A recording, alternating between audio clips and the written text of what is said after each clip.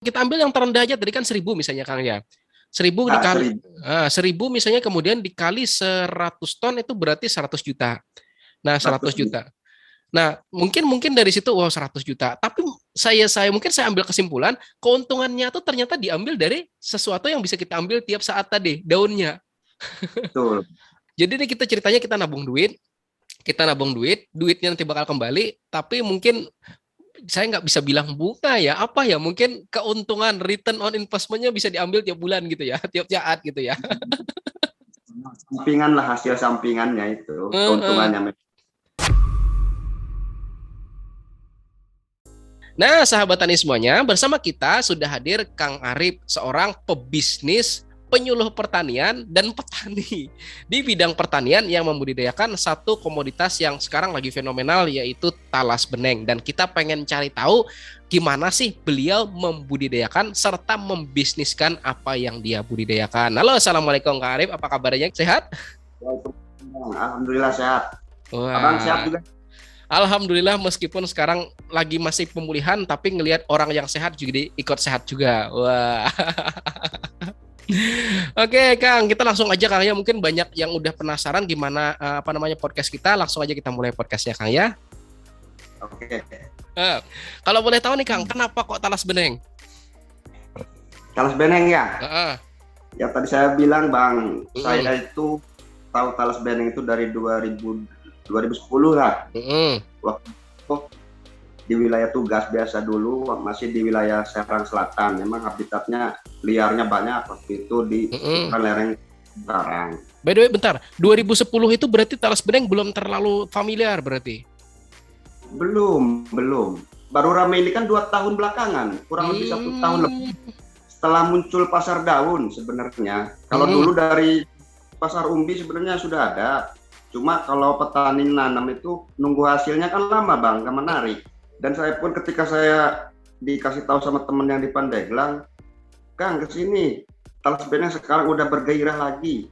Soalnya sekarang muncul pasarnya katanya gitu. Dari situ makanya saya pedulilah terus-terusan ngangkat ini.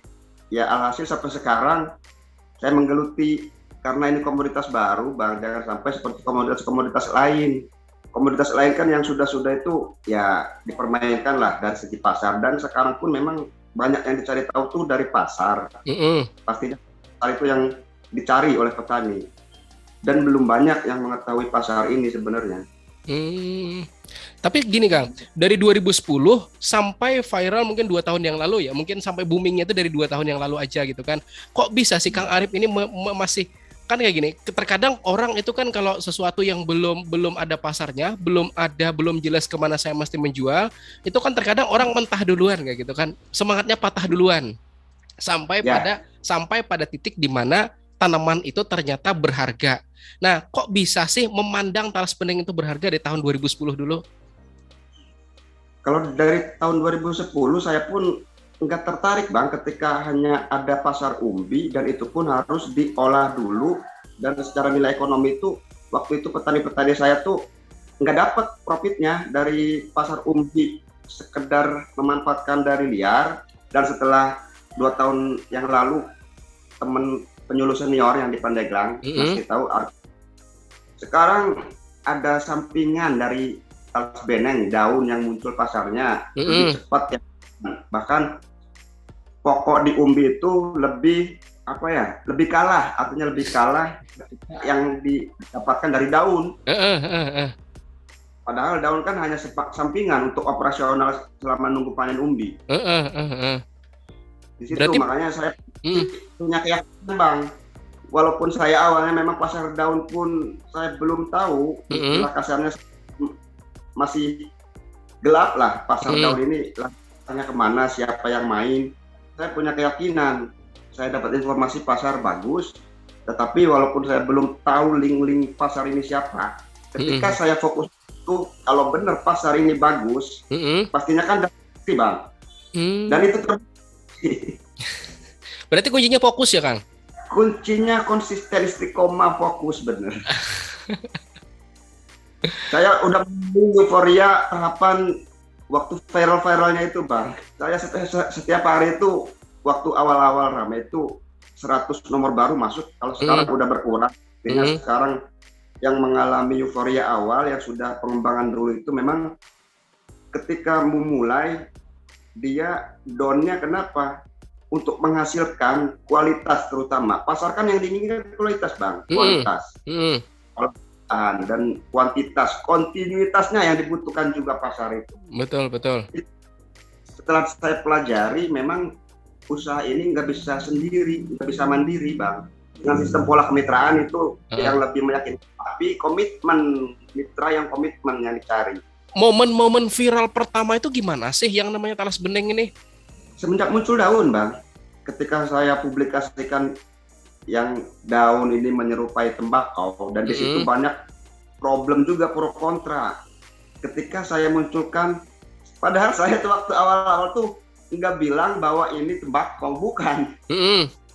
Atau menyerupai, waktu itu pun pelaku. Langsung saya bilang, saya ditelepon bayarnya langsung, Bang, waktu rame itu. Kenapa? Banyak yang mempublikasikan bahwa ini sebagai rokok dari daun talas, tembakau dari daun talas gitu ya. Dan pasar ini kan ekspor. Bayar itu kena dampak. Kena dampaknya apa? Ketika rame-rame dipublikasikan sebagai tembakau, rokok, dicuri cukai, biar cukai ekspor impor itu. Dan barang-barang yang ini nggak bisa masuk negara tujuan, Bang.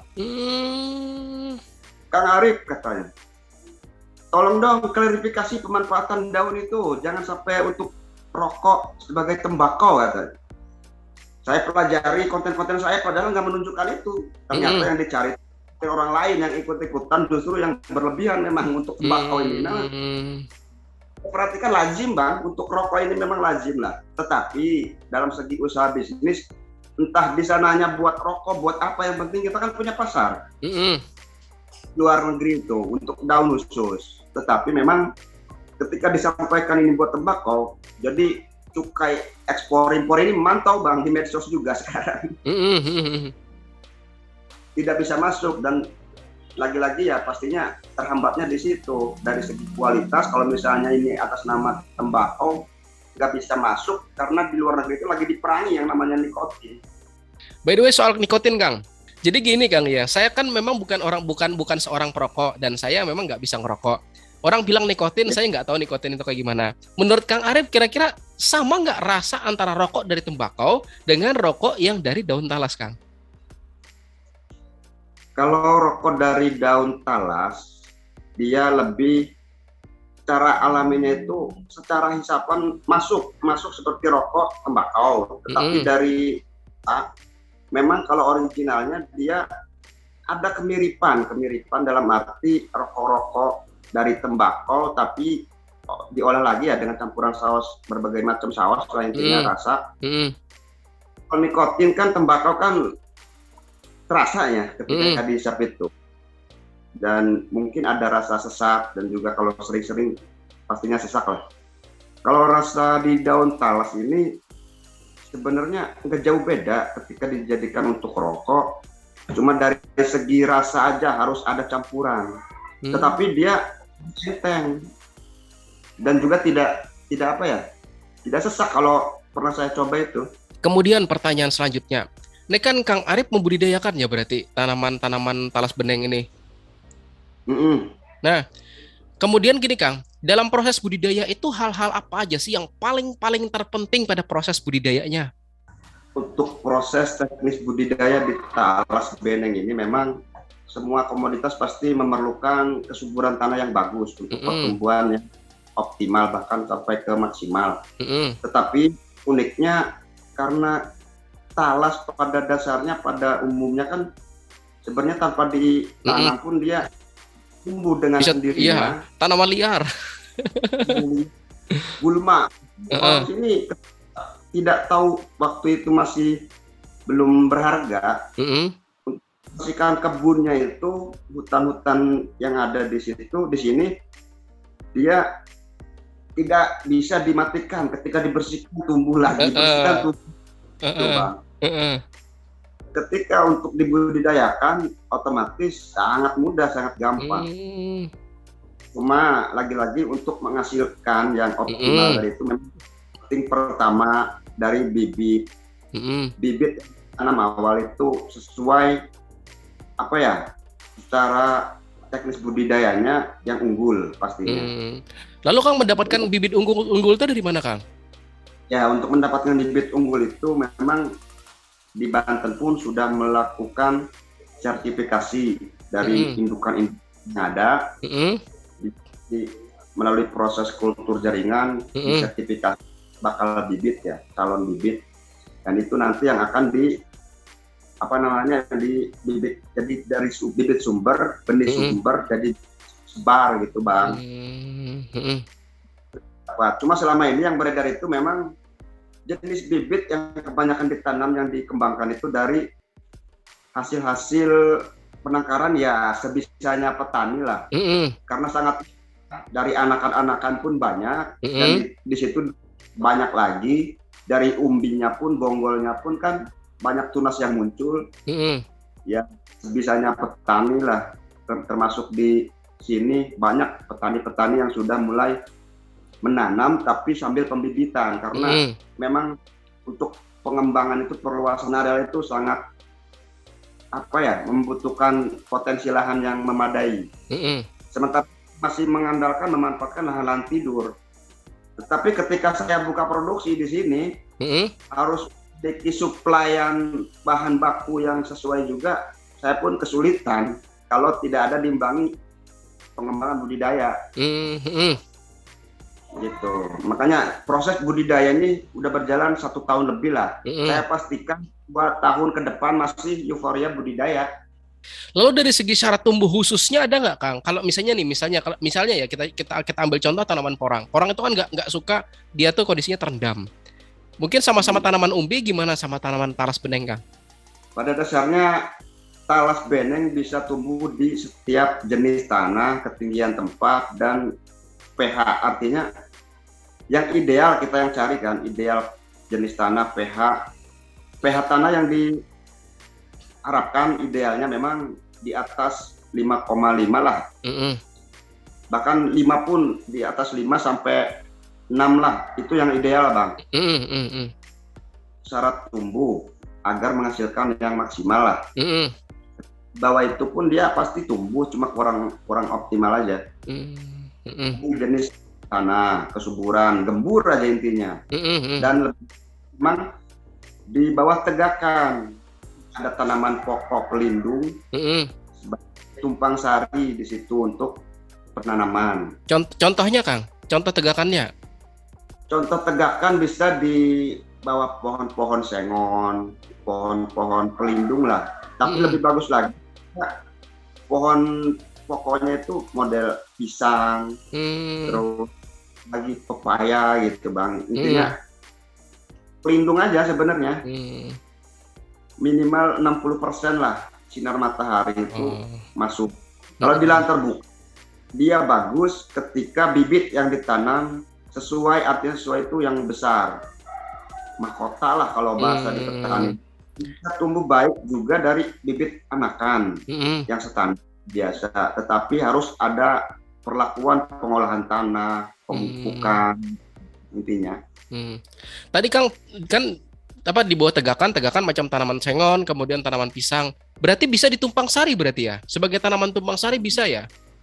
Sangat bisa Bang. Makanya jangan, kalau menurut saya tanaman talas beneng ini memang jangan sampai dijadikan tanaman pokok. Kalau bisa dijadikan tanaman sampingan. Karena dia sangat mudah ditanam, dikembangkan di tempat, di semua jenis tanah sebenarnya.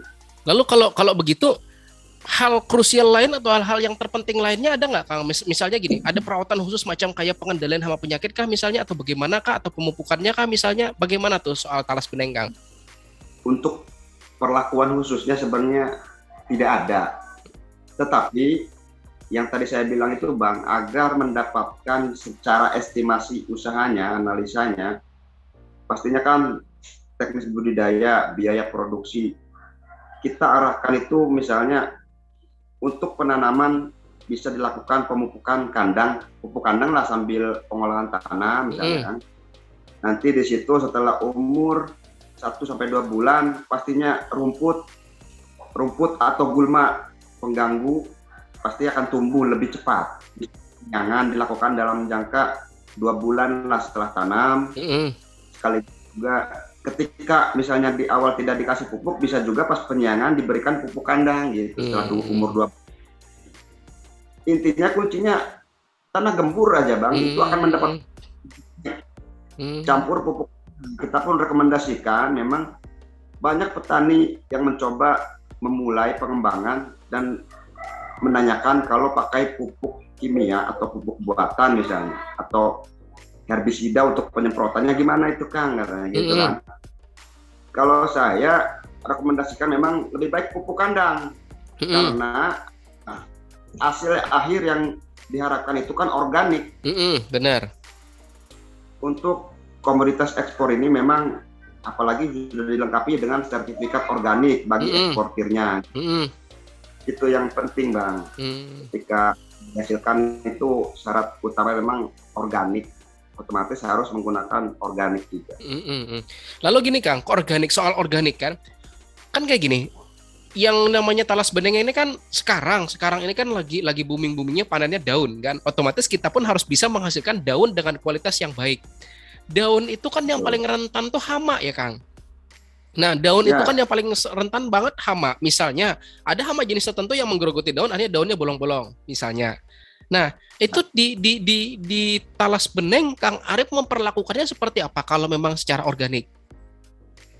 Kalau di talas beneng ini khususnya secara hama dan penyakit itu jujur belum saya temukan Bang, khususnya di daun ya. Di daun talas beneng selama ini, kalau di sini ya, kalau di daerah lain mungkin di wilayah lain kita belum tahu. Kita pun beberapa kali ada yang melaporkan, Kang di sini ada hama ulat katanya gitu kan. Ketika ada seperti itu, kemungkinan dikatakan ada hama ulat itu mungkin pas daun muda pastinya kan muncul. Tetapi kebanyakan salah persepsi ketika muncul daun pertama itu, ketika kurang bagus disangkanya kena hama, padahal dari bibit awal yang ditanam itu nggak ada contoh bibit sih ya. Jadi ada semacam mungkin dari perlakuan pertama untuk bibit. Ketika muncul daun itu memang saya pastikan nggak bakalan normal. Artinya muncul daun itu paling setengah. Karena apa? Itu kan batang pelepah. Otomatis ketika dipangkas, dia bakal daun utuhnya itu terpangkas sebagian Bang. Munculnya pun daunnya sebagian, daun pertama itu. Kemungkinan di situ disangkanya petani itu kena hama. Padahal di situ memang untuk muncul daun pertama itu saya pastikan tidak akan normal gitu. Tapi selanjutnya daunnya itu akan normal. Di sini belum saya temukan hama, artinya untuk di daun. Kalau di umbi, nah di situ di umbi lagi-lagi ketika terlalu dalam, di dalam tanah itu sebagian yang terkubur, terpendam di dalam tanah yang terlalu dalam akan keroposan. Kalau bibit yang ditanam masih berbentuk ada umbinya, sarannya memang harus ditanam itu tanam dangkal. Berapa senti Kang? Dari permukaan tanah? Permukaan tanah paling 5-10 senti lah. Berarti jangan sampai 1 mata cangkul ya, sampai 20 sentian. Tergantung jenis bibitnya Bang, ukuran besarnya bibit. Gitu. Oke. Nah itu tadi dari segi budidayanya. Berarti kalau gitu saya simpulkan bahwa budidaya talas beneng ini selain dari dia bisa jadi tanaman tumpang sari, juga proses budidayanya mudah gitu ya Kang? Mudah. Sangat mudah bahkan. Tetapi memang lagi-lagi kunci utamanya di jenis bibit awal yang ditanam. Ketika dia bibit yang kecil, otomatis pertumbuhan akan mengikuti batang awal. Itu membutuhkan waktu. Kalau bibit yang ditanam besar, dia akan munculnya langsung besar Bang. Nggak jauh beda kayak porang Bang. Lalu kalau dari segi efisiensi biaya gimana Kang antara bibit kecil sama bibit gede? Nah, efisiensi biaya memang sesuai lah ketika bibit yang kecil dengan harga kemungkinan yang beredar di pasar di lapangan lah. Yang kecil itu 1.000 sampai 2.000. Yang besar mahkota bilang itu 2.000 sampai 3.500 bahkan. Dari harga bibit aja kendalanya pasti petani kebanyakan mengeluh. Karena mahal lagi ya Bu Rete. Terhitungnya mahal bibit ini. Tapi kalau saya nilai, saya pandang, saya analisa ini, bibit dengan harga misalnya taruh 2.000 sampai 3.000 lah standar. Bibit yang dihasilkan juga standar gitu Bang. Setelah dihitung itu, hitungannya kan per pohon pasti, biaya sesuai lah. Makanya saya pernah sampaikan, untuk menghasilkan profit di usaha talas beneng ini, memang harus terkoordinir dengan baik manajemennya Bang. Ketika belum ada pengepul di lokasi terdekat, tanaman minimal belum nyampe 10 hektar lah di satu kawasan itu, saya pastikan belum dapat profitnya Bang. Harus untuk satu perajang ini di satu kawasan yang terdekat itu memiliki lahan atau tanaman ini 10 hektar untuk bisa produksi kontinu. Berarti cocoknya gitu, kelompok tani yang membudidayakan ya? Makanya peran kelompok tani di situ penting harusnya. Tapi lagi-lagi kelompok tani, pertama kendalanya kan mungkin biaya. Betul. Modal. Makanya kemarin termasuk Kementan ini mempercepat untuk mengadakan program pengembangan. Sebenarnya dari petani kelompok tani itu Bang. Desakan agar segera diadakan program talas beneng pengembangan lah. Bahkan waktu itu banyak petani-petani di wilayah Banten, ayo Kang kita dimulai, kita gedor katanya dinas katanya untuk kepiahan katanya gitu. Bahkan sendiri pun dulu sudah ada. Artinya ketika program pemerintah mau digulirkan, otomatis pemerintah pun tidak sembarangan. Dari mulai bibit harus tersertifikasi kan. Dari segi anggaran sebenarnya sudah ada. Sebenarnya tinggal nunggu proses sertifikasi bibit. Makanya kebanyakan petani ketika saya sampaikan sertifikasi bibit ini, salah pahamnya apa? Disangkanya hak paten Bang. Jadi banyak yang salah. Ketika saya sampaikan informasi sertifikasi unggul bibit, nanti talas beneng harus berlabel lah gitu. Ya terutama mungkin yang sudah bisnisnya di awal difokus di bibit, kedepannya mungkin rada kurang percaya diri kalau yang belum punya label gitu Bang. Maksudnya itulah mungkin. Sekarang kita berbicara soal bisnisnya Kang. Tadi kan kita berbicara mengenai budidayanya. Kan tadi Kang Arif bilang kalau budidaya tanaman talas beneng ini paling ideal itu minimal dibudidayakan dengan luasan 10 hektar. Kalau misalnya kita tuh kan ada kumpulan misalnya 10 orang. Berarti kan ketika 10 orang itu dibagi 10 hektar dibagi 10 orang berarti satu orangnya 1 hektar. Kira-kira nih menurut Kang Arif, berapa sih kira-kira modal yang dibutuhkan untuk menanam tanaman talas beneng ini dalam 1 hektar? Oke, untuk menjadi kawasan pengembangan minimal di 10 hektar. Sebenarnya lebih ke arah untuk mengolah daun itu yang pertama harus ada pengepul perajang. Nah, akan berjalan. Untuk modal yang dikeluarkan memang untuk budidaya ini untuk 1 hektar itu di kisaran modal itu 30 sampai 40 Bang. Itu pun yang standar minimal lah. Kemungkinan kalau misalnya yang tadi saya sampaikan sudah terkoordinir dengan baik, kawasan ada 10 hektar, tetapi tidak membutuhkan ongkos kirim untuk mengeluarkan atau mengirim hasil yang didapat itu ke pengepul perajangan gitu. Di situ akan dapat profitnya. Hektar ini kan mendapatkan rata-rata, saya bilang pernah itu di konten 3 ton dalam 1 bulan daun basah. 3 ton daun basah, oke. Nah, itu pun rata-rata minimal. Kalau panen perdana di umur 4 bulan itu memang pasti di bawah 1 ton. Ketika dirata-ratakan, saya perkirakan lah untuk mendapatkan tiap bulan itu 3 ton. Dengan berapa kali panen selama nunggu panen ubi untuk yang itu Bang. Kalau dari kan gini, misalnya nih saya pembudidaya, saya jual ke pengepul. Berapa sih kira-kira harga beli dari pengepul untuk harga daun basahnya Kang per kilonya? Nah, sekarang gini cerita sebelum saya jawab nih Bang. Karena saya sekarang sudah bermain Bang, artinya di situ banyak pola-pola kemitraan yang dibangun baik usaha kepada petani. Macam pola itu diterapkan pastinya masing-masing berbeda, mulai dari sistem harga dan lainnya. Di situ saya gambarkan untuk harga daun basah aja, kalau saya kisarkan itu di kisaran 800 sampai 1.200 lah. Kalau di saya 1.000. Kalau 1.000 di sini.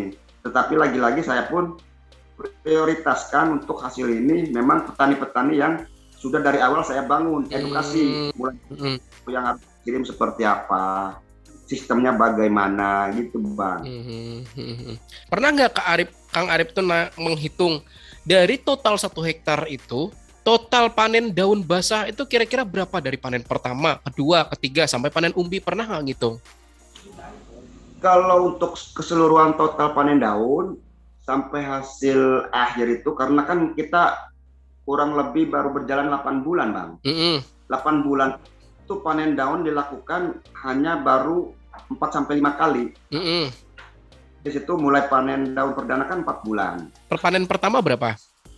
Kalau keseluruhan total memang saya pun belum menghitung, tetapi kalau saya perkirakan luasan 1 hektar itu ya 1 hektar panen perdana mendapatkan setengah ton aja itu udah normal. Dana. Berikutnya nyampe 1 ton panen keduanya, bulan ketiganya lebih lagi. Jadi maksimal itu untuk mendapatkan hasil terbaik itu di angka 4 bahkan 5 ton lah.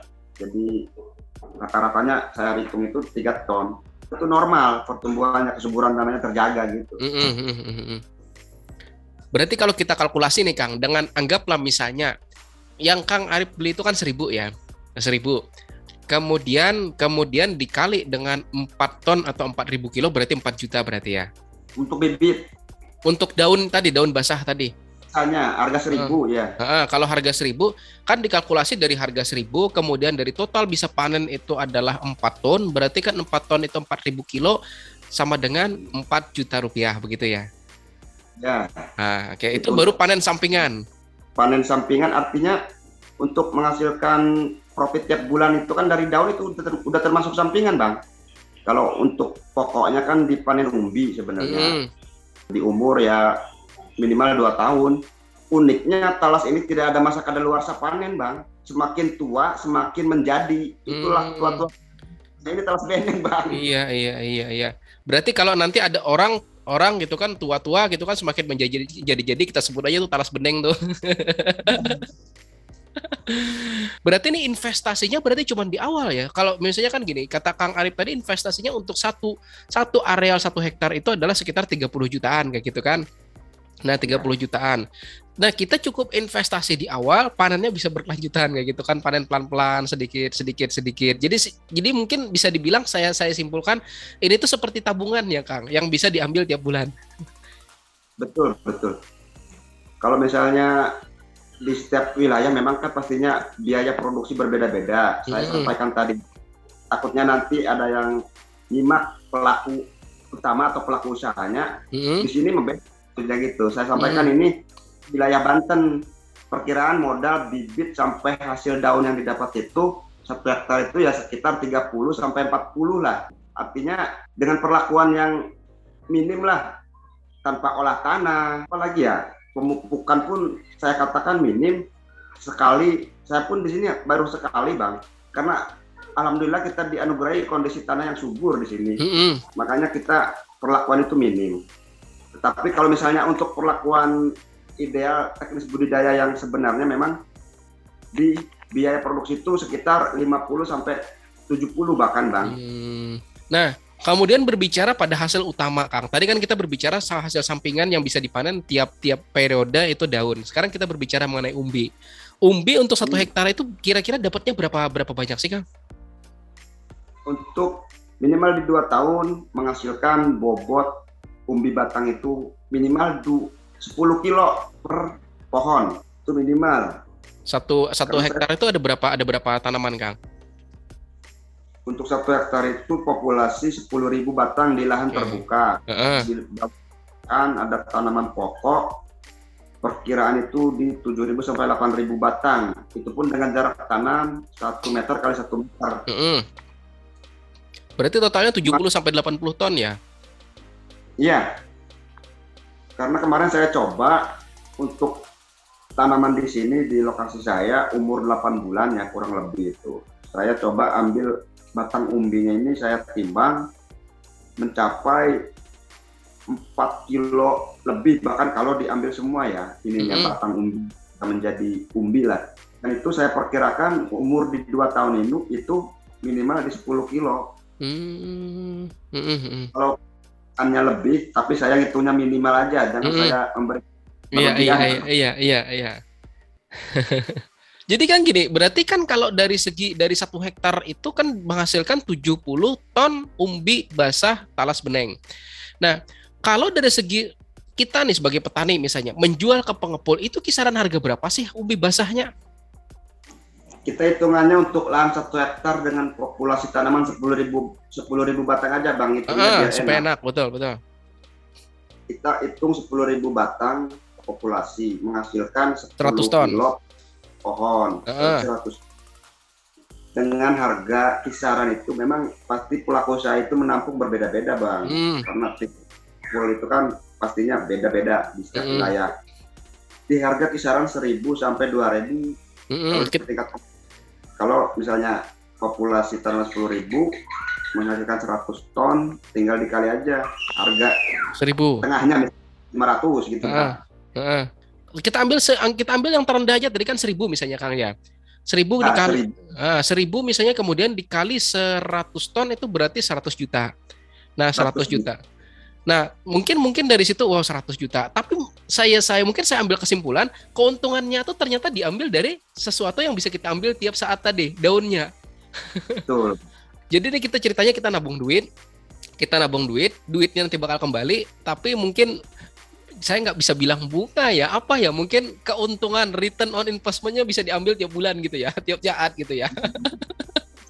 Sampingan lah, hasil sampingannya itu, keuntungannya. Ini Bang, dari sampingan aja kalau maksimal perlakuan dan hasil yang didapatnya juga maksimal, modal itu ketutup dari sampingan, bahkan untungnya lebih besar. Gitu. Oke, menarik.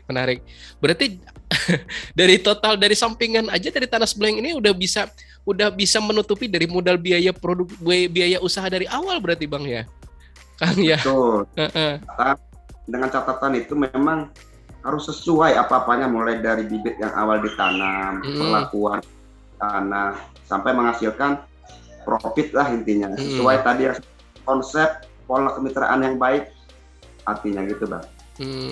Kemudian nih, Kang, kan tadi Kang Arif sebutkan bahwa yang namanya usaha budidaya talas beneng ini idealnya untuk 1 orang perajang itu dibutuhkan sekitar 10 hektar tanaman. Artinya kalau misalnya nih saya mau ngajak nih 9 orang teman saya membudidayakan, berarti kan kira-kira udah tercukupi nih 10 hektar, Kang ya. Nah, kira-kira nih membentuk kemitraannya bisa nggak dengan Kang Arif? Insya Allah bisa, Bang. Untuk sekarang, alhamdulillah, ketika saya fokus yang tadi saya sampaikan, produksi, inovasi, dan kuantitasnya, saya fokusnya sekarang ke kontinuitasnya kan. Sekitar kemarin kurang lebih 3 minggu lah, kurang dari sebulan, buyer itu ada yang datang ke sini, artinya meyakinkan untuk pasar. Udah Kang Arif, sekarang saya ikat dengan saya, artinya gitu. Silakan kan membuka kemitraan, hasil sebanyak-banyaknya, karena beliau pun yang diharapkan dari segi barang hasil akhir itu yang didapatkan kualitas. Artinya saya mendapatkan alhamdulillah kepercayaan lah dari situ, untuk kepercayaan ke depan, dan saya pun fokusnya sekarang memang ke pengembangan. Untuk hulu semua masih berjalan di proses pengembangan budidaya untuk mencapai produksi yang kontinu gitu kan. Masing-masing petani, artinya saya pun tidak melarang dan tidak mengajak gitu ya. Saya mempersilahkan masing-masing petani punya penilaian di situ pastinya. Orang menyampaikan tentang informasi talas beneng, karena sekarang udah ramai Bang, di setiap wilayah ini sudah ada pelaku-pelaku, baik itu pelaku usaha yang mengajak pola kemitraan. Cuma dari Kang Arif, saran Kang Arif sih intinya pelajari dulu sistem kemitraan dan juga hasil nanti seperti apa, manajemennya bagaimana. Karena banyak juga Bang yang terjadi di lapangan itu komitmen dari pelaku usaha dengan menerapkan sistem pola kemitraan, banyak petani mitra yang dikecewakan gitu Bang. Hampir sudah lumrah lah kejadian seperti itu. Intinya banyak yang fokus terhadap penjualan bibitnya saja. Makanya dari awal saya sampaikan, saya pun tidak melarang untuk bermain bisnis di bibit ataupun di hasil. Yang penting komitmen, jangan sampai bikin petani sengsara itu dengan panen menghilang. Maksudnya itu. Betul. Intinya kita pada pengepul nih, pelaku usahanya nih. Karena banyak juga yang belum tahu Bang, untuk membangun sistem kemitraan ini harus seperti apa yang baiknya kan. Yang tadi saya sampaikan, lebih baik pengepul ini ketika dia butuh suplaian daun ataupun misalnya barang yang dihasilkan dari petani ini, jangan sampai jauh-jauh yang tidak terjangkau, yang memakan biaya produksi untuk pengiriman. Angkut, pastinya secara analisa usaha kan dihitung. Di situ jangan terlalu jauh lah melangkah, ketika fokus di sekitar yang terjangkau, artinya petani yang di sekitar dulu aja. Kalau misalnya kalau istilah di lapangan ini bapak angkat lah, investor maksudnya gitu Bang. Tuh. Ya mudah-mudahan sih setelah nanti saya buat konten ini Bang, termasuk sistem pola kemitraan yang inti plasma yang baik tadi itu, Bang, saya pernah posting juga mulai dari petani, perajang sampai buyer. Cobalah jadi petani yang baik, jadi perajang yang baik dan juga buyer yang baik, intinya itu Bang. Dalam bisnis tidak menutup kemungkinan, pasti semua terjadi, baik itu buruk baiknya itu Bang. Nah, oke Kang. Selanjutnya nih sedikit Kang ya, soal manajemen risiko. Itu kan daun-daun talas beneng itu kan kemudian misalnya dari segi pengepul kan, daun talas beneng itu kan kemudian dikeringkan ya, dirajang kemudian dikeringkan ya, atau bagaimana? Ya. Nah, kalau sudah dalam bentuk yang seperti belakang Kang Arif itu, kira-kira tahan berapa lama sih Kang? Hasil yang didapat seperti ini tanpa proses yang baik tidak akan tahan lama. Berapa lama paling lama tahan Kang? Kalau kita mulai dari bahan baku yang didapat, rajangan, pengeringan, penyimpanan, sampai ke packing seperti ini, harus ada semacam emang proses yang harus dipelajari lah. Kalau semua bisa saya pastikan ini tahan Bang. Bahkan saya pernah nyoba juga hampir 1 tahun ini, itu masih bagus. Kalau yang penting sesuai berarti ya? Iya. Nah berarti artinya kalau memang sesuai, nggak ada ya sesuatu yang perlu ditakutkan gitu Kang ya? Betul. Ya intinya informasi yang didapat itu harus dipelajari dulu gitu. Oke. Mungkin terakhir ini Kang, pertanyaan dari saya. Ada nggak pesan-pesan yang ingin Kang Arif sampaikan ke petani Indonesia yang mungkin tertarik dengan berbisnis? Kita nggak mesti berbisnis budidaya talas beneng ya, tapi petani yang ingin berbisnis pada bidang pertanian itu, ada nggak kira-kira pesan-pesan yang ingin Kang Arif sampaikan? Oke, intinya kalau harapan dan saran ya untuk para petani Indonesia semua dimanapun Anda berada, untuk komoditas apapun, selama itu dikelola dengan baik, pasar itu ada. Kuncinya memang fokus, istiqomah. Untuk pasar yang ada ini mengharapkan kualitas, kuantitas, kontinuitas. Kalau misalnya produk olahan pangan, tentunya legalitas dari segi keamanannya, intinya itu. Jadi setiap komoditas sekali lagi kalau dikelola dengan baik, diinovasi, mendapatkan nilai tambah pastinya. Dan sebenarnya itu pasarnya ada. Saya pun menggeluti talas beneng ini ketika buyer meminta komoditas lain, jadi embel-embelnya juga ikut Bang. bukan hanya komoditas talas beneng. Contohnya seperti misalnya kemarin ada minta komoditas potensi unggul apa aja di situ. Saya bilang kopi, aren, dan juga coklat. Itu juga sebenarnya, cuma kalau saya sifat manusia ini belum beres juga, yang lain mau diambil, maksudnya itu. Jadi harus fokuskan dulu lah satu tas itu, Bang. Intinya jangan serakah gitu, Kang ya. Intinya serakah. Oke. Wah, makasih banyak Kang Arif ya udah hadir dalam podcast Tani. Mudah-mudahan podcast Tani kali ini bisa bermanfaat dan bisa menginspirasi seluruh petani Indonesia ya, Kang ya.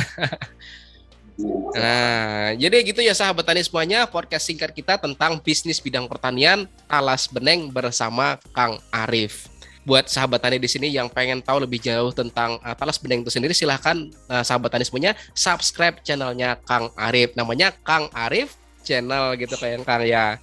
Oke, gitu tadi sahabat tani semuanya. Terima kasih sudah nonton. Kami akhiri, saya Rizal Ansar dan Kang Arif undur diri. Wassalamualaikum warahmatullahi wabarakatuh.